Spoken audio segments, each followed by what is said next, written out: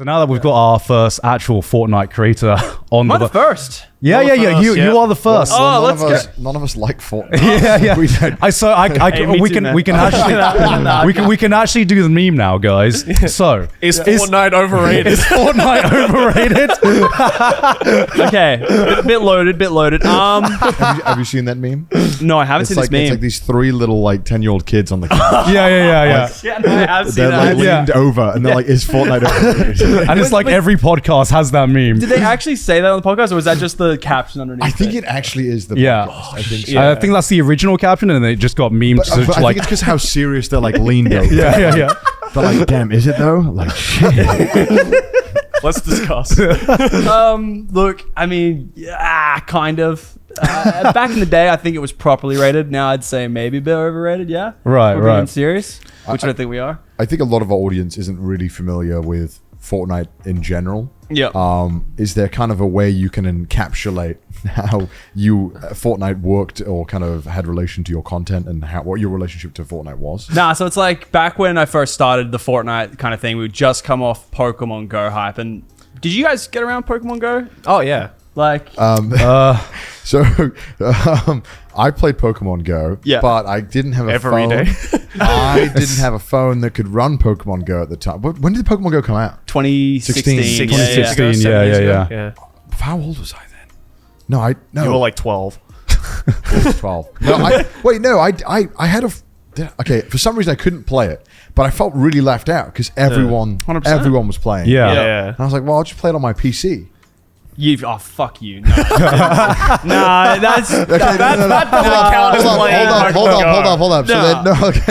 So then, because I felt so left out that I wanted to play it, and it seemed fun because So you were doing the spoofing thing. So yeah, I did the spoofing thing, and then I was farming, and I was like, damn, this shit's fucking boring because I'm like walking around. Yeah, no shit. I was like, also, at the time, I was living in Wales, right? Right. Which is, and the thing that I realized really quickly about Pokemon Go is that if you don't live in a place that has stuff, Pokemon Go doesn't have a lot to offer. There was pretty much like 2 things within like 10 miles of where I lived. Yeah. I was like, this is shit. And so then I spoofed on the map. I clicked London. I walked 2 feet and I'd gone over 10 Pokestops. And I was like, this is bullshit. London privilege once again. So anyway, I got banned pretty quickly. Yeah, okay. Yeah. I was teleporting. Oh, okay. I was going like India. All right, I'm going to Japan and get the Japan exclusive Pokemon. All right, I'm going back to the UK. Playing Pokemon Go in Japan was like fucking epic. I bet it was. Because it didn't come out until months after everyone else got it. I don't know why. Australia got it first, by the way. Australia got it first. Australia got it first. We got it last. Yeah. And I'm like, what? How does that make sense? We made it. Yeah. Well, it's like the Mario movie not coming out in Japan yet, right? Yeah, it's right?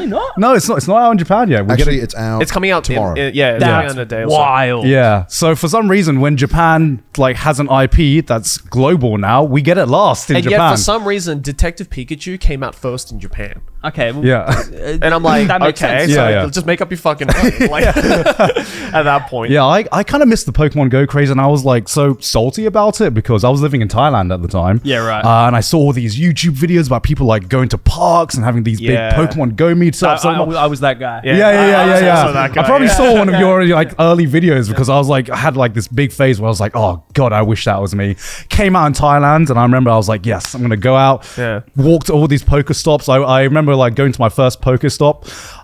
It was about 35-degree weather, with 100% humidity, and the next stop was like a 20-minute walk. I start walking for about 10 minutes, and I'm like, this ain't it, man. I can't fucking do this. Were you one of the first people to I guess make videos on Pokemon Go? Because I was flicking through your channel. Everyone was making videos. Yeah. But I was flicking through your channel and I saw that you had a video from I think 6 years ago, which was Pokemon Go Let's Play Part 1, and it has 20 million views or something. Yeah. So that was because I was following the kind of project the weeks leading up, being like, okay, no, this is gonna go crazy. Surely Pokemon out there on your phone.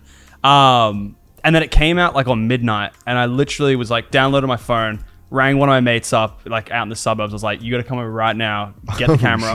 We're going outside in the middle of the night to catch a fucking Charmander, get here. So we were running around catching Caterpies at 2 a.m. and that's that video. Yeah. Whoa. So you literally first 2 hours filmed. Yeah. And then I presumably went home and just edited it and got it up. Bang, up. And then I remember going to bed. waking up. I think my average views per video back then were like 100, 200K like over a week. Which would be pretty fucking good. Yeah. Especially back then. And then like that video, I remember I went to bed after grinding probably like 5, 6 a.m., hit post, woke up, and it was like on a mil and a half. And I was like, hey, yo, we talking. I'm on to something here. Yeah. So part 2 was the next day. I woke up, hey man, we got running back. Round 2, let's go right now. Another hit. Yeah. No, but it was like the biggest flash in the pan. Like after a month, it was dead. Right. Because you get your Pokemon, and that's it. I know they brought out the raids or the bosses, but it still didn't feel that engaging. But that was also like, I think it was like a year after. Yeah. So I hung on for a bit because I was a bit hopium thinking it would come back. And it didn't. But I remember I did a couple things. So we went to Chicago for the raids, and they had like the first big Pokemon Go event, and then like the servers didn't work because there was too many people. That was fun. Yeah. And then we did the Yokohama Pikachu event. Oh yeah.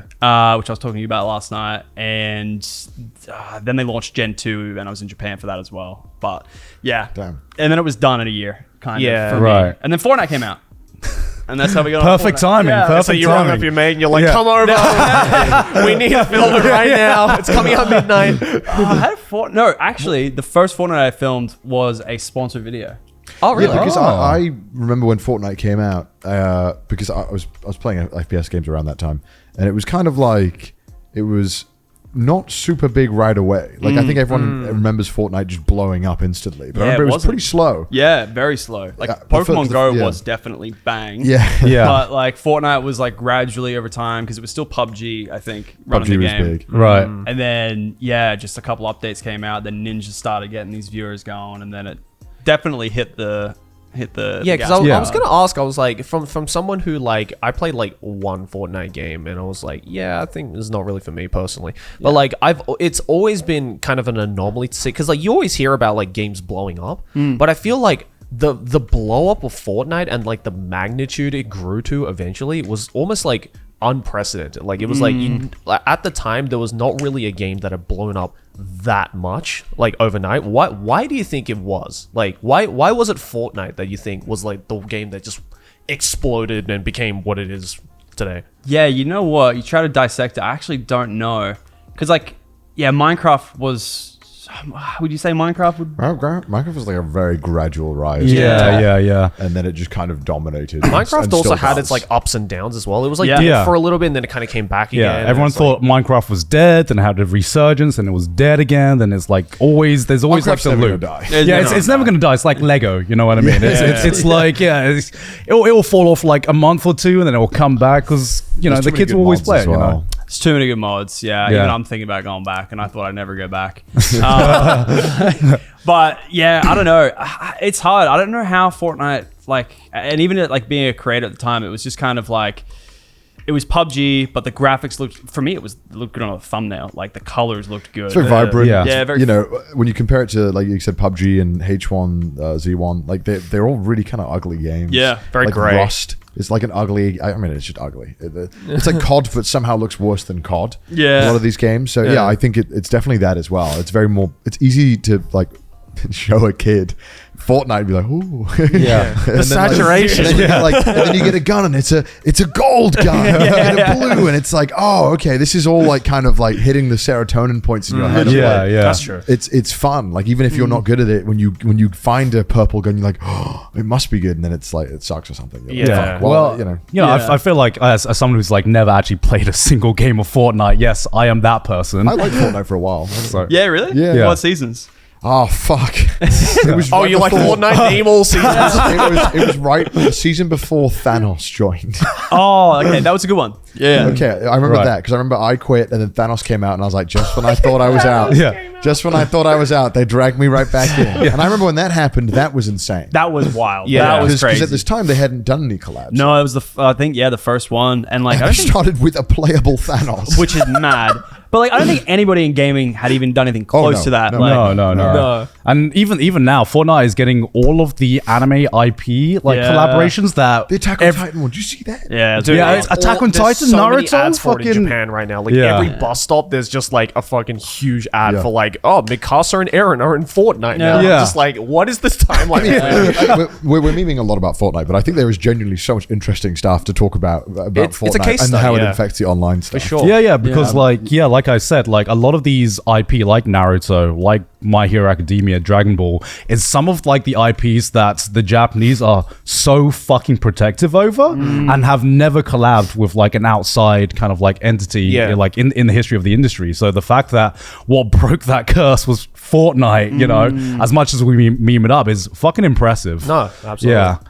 Yeah, I wonder if they'll ever get Nintendo or Pokemon. My answer is no. I don't think they will. Like, I think that's the one that they. Yeah. You're right. They are very protected. But I think there's another level to that, and that's these boys right here, the Mario boys. I don't think they're gonna. I just can't imagine Luigi like emoting over a kill, you know, with a gun.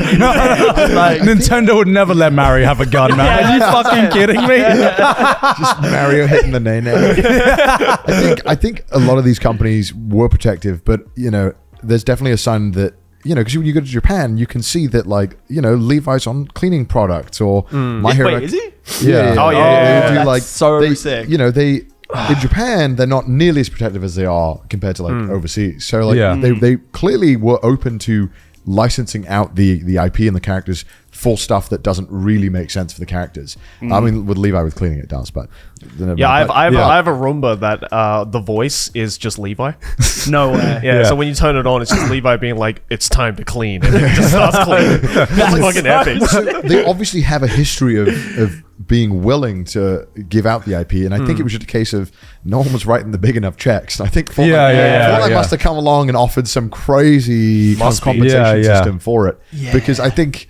that's what it would take for them to be like, all right, I guess, sure. Did you see the latest One Piece McDonald's collab in Japan? No. Yes. Oh my god. Chicken tartar. Yeah, chicken. They remade the One Piece opening with like Gold Roger, like having like a chicken burger and reciting the opening monologue. Where like, if you want to find the chicken burger, you can find it in McDonald's.